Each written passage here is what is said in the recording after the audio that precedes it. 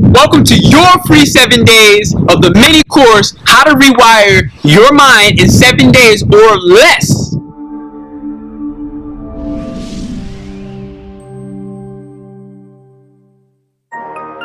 This is Pernell checking in with you. I'm going to be your host, coming in with action-packed enthusiasm each and every day.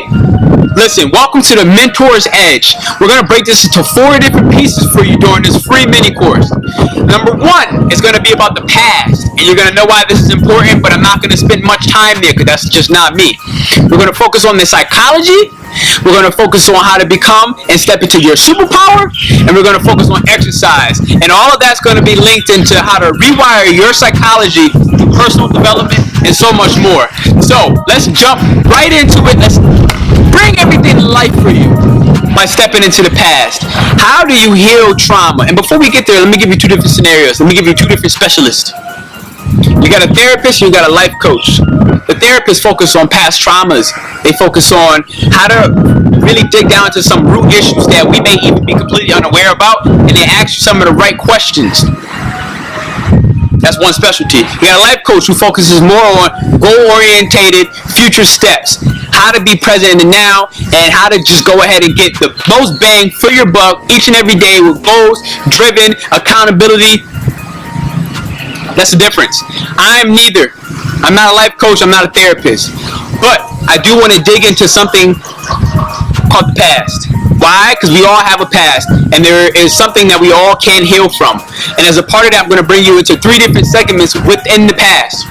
3 things that we all experience: guilt, shame, and regret. Guilt, shame, and regret. I want to let that sit. So where is my guilt coming from? Where is one of the most guilty pleasures, guilty moments that I've ever had in my entire life? I'm going to tell you, it's when I was 16 years old. I was one of the first people to get our license, and we were all playing games. I was at my friend's house. I didn't have games, so I really try to cherish these moments at other friends' house, because my mom didn't buy me video game consoles and stuff. And thank you, Mom. Appreciate that. And so we're all at our friend's house. My best friend, Matthew Williams, we both had cars. We were both we were some of the coolest kids on the block. Because our birthdays were both in April, and so we got them a little earlier. I think it was about 15 years old maybe. And or 16, one or the other. And I finished. I'm the first one to leave. The driveway is packed with all of our friends, right? So I back out and bang, messed his hood up. I tore his hood up. First car. Oh my God. So what did I do? What any other logical teenager would do in a moment like this. I found a way to back all the way out, and I left. And I denied it. I completely denied it. I lied. I denied that I hit the hood. It could be no one else. If you ever looked at the back of my bumper, you might even be able to tell. And he asked me, and I was like, nah, man, I don't know what happened. Guilty as charged. It couldn't have been anybody else. And even when I logically put that together and realized it couldn't be anybody else, I still followed through with the lie. And it was one of the best lessons for me. What would you have done differently in your most guilty pleasure moment? If you need to pause this, we're going to have you with a pen and a pad. We're going to have you write this stuff down. And you're going to get instructions soon enough. It's going to be a part of your whole workbook, so don't even worry about all that.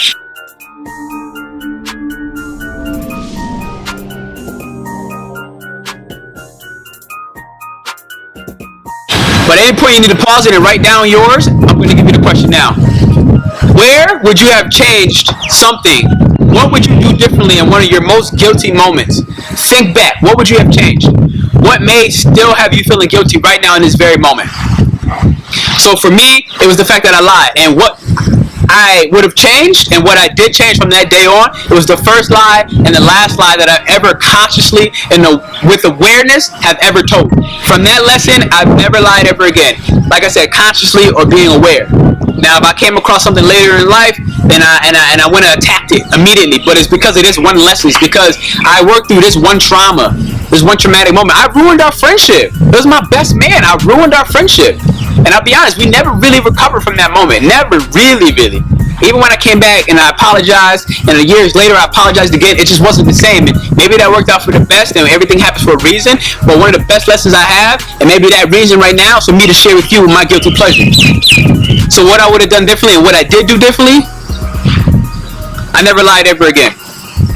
Shame. Woo! Number 2. We're going to talk about the walk of shame. Yeah, we're going to talk about the walk of shame. No, I'm just kidding with you. That's not where I really want to go with it, but maybe that is what it happens to apply to in your life. We have all dealt with shame. Now, what is shame? Let's really break this down. And then, again, let's give you the solution. So with shame, let me think about this. Where's my shameful moment? Elementary. No, middle school. In middle school, I cheated on a test. And I didn't tell anybody I cheated on that test. In reality, like, I didn't care about school. Like, that just wasn't my thing. Like, I didn't care about school. We were learning about a bunch of stuff that really, I didn't really care to learn about, which is why I love the fact that I'm in this business right now. $355 million a day is being made in the knowledge business. People aren't going to university anymore. People aren't going to school. You're learning on demand, where you are, when you want, how you want, just like you are right now on this free mini course. And that's where it's at. That's where it's going. This is the future education system. So, with that being said, shame. Okay, in middle school I had cheated, and I didn't really tell anybody, but I had a mentor of mine who was probably in high school at that point. He has talked about cheating. He was like, yeah, man, I never really understood. It's my neighbor, too. I never really understood when people would cheat, because really they're not cheating anybody but themselves. And I let that sit, and I was like, yeah, man, like, if I cheat, like, I'm not really learning anything. Like, okay, cool, I passed the grade, I passed the class, but did I learn anything? So it didn't really matter if I didn't really care about school too much, or it wasn't like, and I got good grades because it was part of the expectation from my mother. Thank you for having that be a part of some of her solid foundations and values, but I didn't really care. That's the reality. Like, I was doing it because it was expected of me. Like, that was the system. So when it comes to shame, what is the solution? It's not the fact that I'm a bad person. It's just the fact that I did a bad thing. One bad thing. So find a shame moment. If you need to pause it again, go ahead and pause this.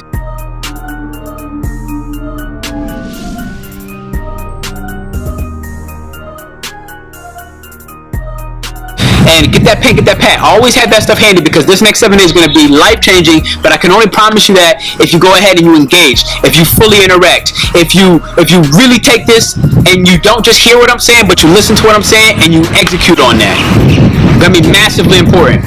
So think of a moment in your life where you may have felt shameful, or you may still be dealing with shame now, and realize that, listen, whatever you did, it doesn't make you a bad person. You did one bad thing, if it was bad. That's just your perception right now. Other people may not even perceive it as a bad thing. So just realize that, like, it was a moment, and how you overcome that is you go through what we just said, number 2.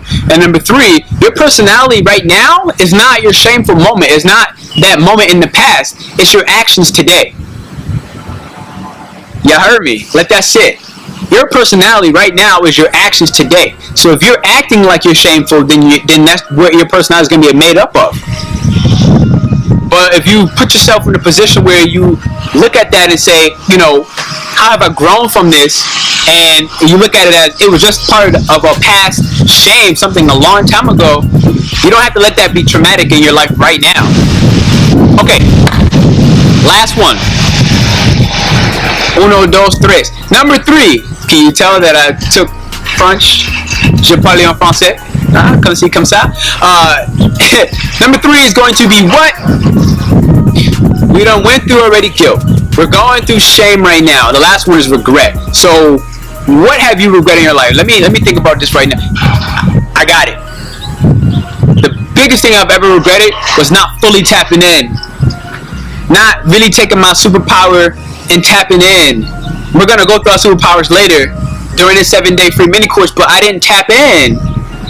You know, and there's some ways still into this day that, like, I feel like I haven't fully tapped in, but I know that I am taking massive steps to tap in. I'm following through even when I don't see it all the way. I'm believing it first with faith to tap in. So that's one of my biggest regrets. is just not tapping in. I'm talking about tapping into my consciousness, tapping into my intellect, tapping into my wisdom, tapping into my resources, tapping into everything that I am, tapping into my physical ability, tapping into my mental stimulation that I should be focusing on daily.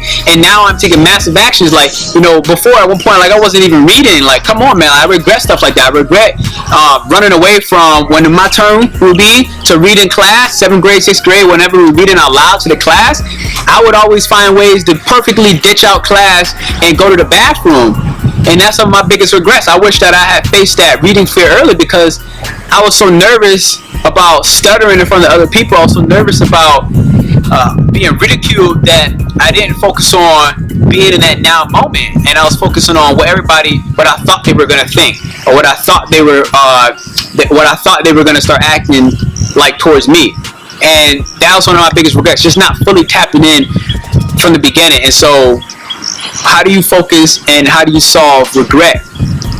Quite frankly, I think it's just action. Right now, like, what are you doing? What are you doing right now? And the big difference and big change for my life is I read books. I write every day, multiple times a day, night, middle of the day. Plan, do, check, and adjust. Anytime I got a new business process, that's what I go through. Anytime I got a new creative idea, I plan it out, I do it. I check it, and then I adjust. So, again, if you have to pause it, it's the last one. Maybe it's going to be at the end, so you don't even have to pause it. Where in your life are you allowing a regret, a traumatic regret, an experience from the past still hold you? So an example for that for me would be if I still was just not tapping in when I know better. Okay, now I know. I know better now. Am I still refusing to tap in? Because once you know, the game changes. When you don't know something, fine. But when you know, when you still act the same way, that's where you're at fault, my friend. Because you know better. So don't make my same mistake and fail to tap into your highest conscious, your highest power, your highest expression. I want you to live that truth.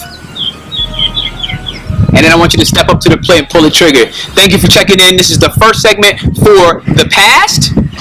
And we're going to bring you into some new tools. Make sure you fill out your worksheet. Make sure you wrote some of this stuff down. If you didn't write this down, I promise you, there's no point in you being here. But I'm super excited for everything that's to come. So,